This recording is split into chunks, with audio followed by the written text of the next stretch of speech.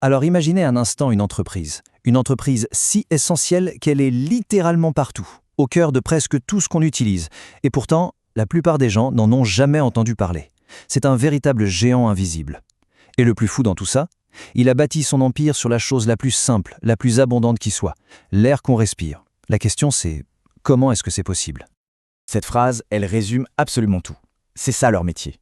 Ils prennent cette ressource, l'air, qui est gratuite, infinie, et la décomposent pour en extraire des gaz qui, eux, ont une valeur inestimable. C'est au sens propre, l'art de transformer de l'air en or. Et cette entreprise, c'est donc Air Liquide. Quand on parle d'échelle, il faut bien regarder cette image. On n'est pas en train de parler de petits laboratoires, non. On parle de complexes industriels gigantesques, tentaculaires, qui sont présents partout dans le monde. Bon, alors, comment fonctionne ce géant? On va décortiquer ça ensemble. D'abord, comment ils transforment l'air en cash. Ensuite, on va voir ce qui rend leur business si incroyablement solide. Puis, on s'intéressera à leur rôle dans les technologies de demain, on regardera leur croissance historique, et bien sûr, on terminera par leur plus grand défi, le climat.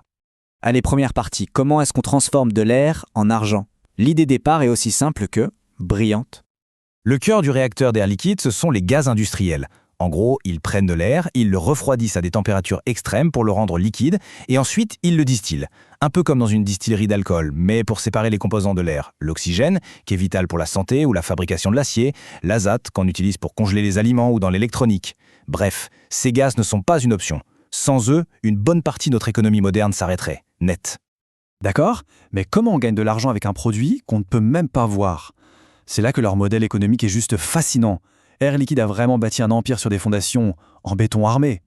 Ce qui saute aux yeux ici, c'est l'équilibre, c'est limpide. Ils n'ont pas du tout mis tous leurs œufs dans le même panier. On a 4 piliers super solides. La grande industrie, l'industriel marchand, la santé et l'électronique. Avec ça, l'entreprise est parée pour résister à quasiment toutes les tempêtes économiques. Le premier pilier, la grande industrie, est super intéressant. En fait, Air Liquide va construire ses usines juste à côté de ses plus gros clients, genre les raffineries, et il les alimente en gaz 24 heures sur 24 via des pipelines. Ces contrats, ils durent 15-20 ans, ils sont blindés. C'est un peu comme si Air Liquide était le service public de l'oxygène pour ses usines. Ça garantit des revenus ultra stables. Ensuite, on a l'industriel marchand. Et là, c'est tout l'inverse. On ne parle plus d'une poignée de géants, mais de plus de 2 millions de clients. Ça va de l'artisan soudeur du coin à l'entreprise agroalimentaire.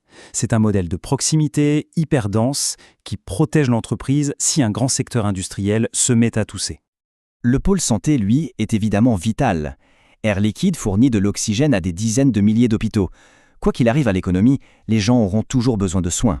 C'est un business dont la demande, par définition, ne faiblit jamais. Et pour finir, l'électronique. Pensez aux puces dans nos smartphones, nos ordis, les serveurs pour l'intelligence artificielle. Eh bien, leur fabrication exige des gaz d'une pureté absolument incroyable. Air Liquide est un des fournisseurs clés de cette industrie. Ça les place vraiment au cœur de la révolution numérique.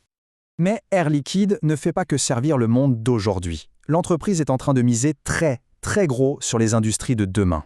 Et elle se trouve pile à la croisée de plusieurs tendances mondiales absolument explosives. On peut identifier 3 énormes moteurs de croissance pour eux. Premièrement, l'électronique, avec la demande complètement folle en puces pour l'IA. Deuxièmement, la transition énergétique, où l'hydrogène propre est en train de devenir un marché colossal. Et troisièmement, la santé, avec le vieillissement de la population mondiale qui entraîne des besoins de plus en plus importants. Et attention, ce ne sont pas que des paroles. Air Liquide investit des sommes massives. Par exemple, ils construisent avec Total Energies des électrolyseurs géants pour produire de l'hydrogène propre. Ou encore, leur projet avec ExxonMobil aux États-Unis, c'est tout simplement le plus gros investissement de toute leur histoire. Le but, décarboner un immense complexe industriel. C'est la preuve concrète de leur pivot stratégique. Alors, la grande question, est-ce que cette stratégie paie? La réponse, comme souvent, est dans les chiffres. Et vous allez voir, sur le long terme, c'est assez impressionnant. Regardez-moi ces 2 courbes. Ça, c'est l'histoire d'Air Liquide, sur 30 ans. À gauche, le chiffre d'affaires. Ça grimpe sans jamais vraiment s'arrêter. Et à droite, ce qui est peut-être encore plus parlant, c'est le dividende versé aux actionnaires. C'est une véritable machine d'une régularité de métronome. Pour quelqu'un qui investit, ce chiffre est clé. Plus de 11% de rentabilité totale par an sur les 5 dernières années. Pour un géant industriel de cette taille, c'est une performance vraiment exceptionnelle. Ça prouve que le modèle est incroyablement efficace. Et pour donner une dernière idée de l'échelle, leur chiffre d'affaires en 2024, c'est plus de 27 milliards d'euros. Ça place Air Liquide dans la cour des très grands groupes industriels mondiaux, même s'ils restent si discrets pour le grand public. Mais voilà, il y a un mais. Un énorme défi.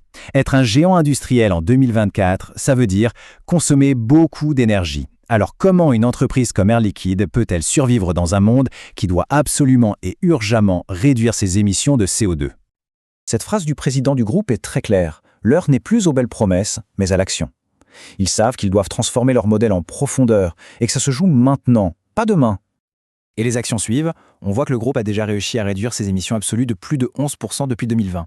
Qu'est-ce que ça veut dire ? Ça veut dire qu'ils sont en avance sur leur propre objectif, qui était d'atteindre un pic d'émissions d'ici 2025. La trajectoire est donc lancée, même si, bien sûr, le chemin reste très long.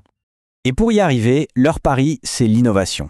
Regardez bien, en 2024, plus d'un tiers de tout leur budget innovation a été directement injecté dans les solutions pour le climat. Ils mettent leur argent là où le défi est le plus grand. Et tout ça nous amène à la question finale. Air Liquide est un peu un paradoxe. Il fait partie du problème industriel historique, mais il est aussi potentiellement une partie essentielle de la solution. Leur capacité à transformer leurs propres usines et à nous fournir les molécules de la transition énergétique, comme l'hydrogène, eh bien ça déterminera non seulement leur avenir, mais aussi une partie d'une autre. La question reste donc ouverte.